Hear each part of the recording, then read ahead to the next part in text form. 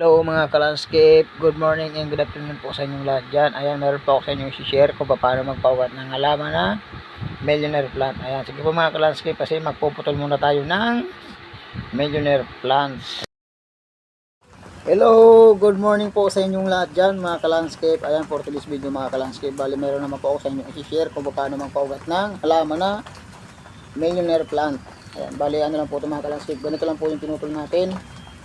Kaya ngayon po mga ka-landscape, papakita ko po sa inyo kung paano proseso nito, kung paano siya magkaroon ng ugat. Tanggalan muna natin mga daon mga ka-landscape sa baba. Ayan.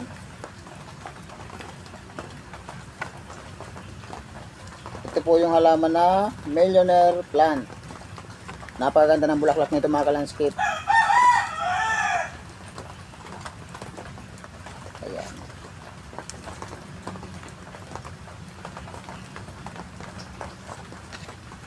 Babawasan muna natin ang dahon.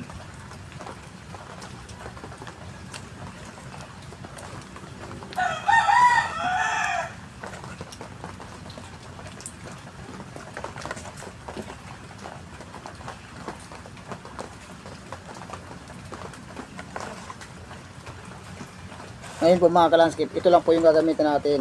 Ayan, ito po yung tinatawag na floral foam. Ito po yung mga gamit na kinuha po natin para mapaganabangan pa po natin. Magamit po natin sa pagpapaugat. Ayan, ngayon po mga ka-landscape, iwa-iwain muna natin para dito natin itutusok yung halaman na millionaire. Millionaire plant. Ayan, ganito lang po mga ka-landscape gagawin. Ayan, iwa-iwain lang po natin. Kasi maliliit lang naman siya. Kaya pwede na yan. Kaya ngayon po mga ka-landscape, tutusok na po natin.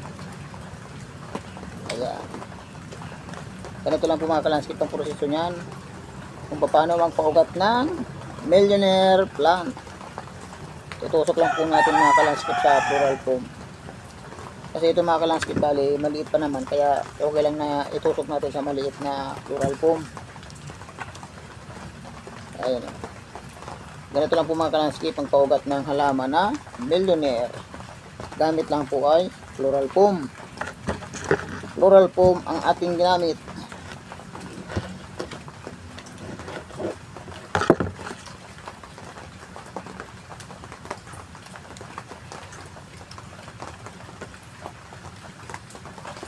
Ayan po mga ka-landscape.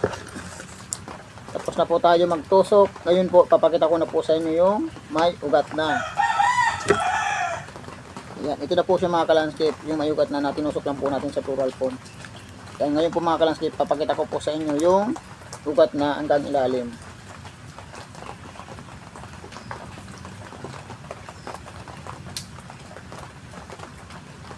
Ayan na po siya mga ka-landscape, yung ugat niya.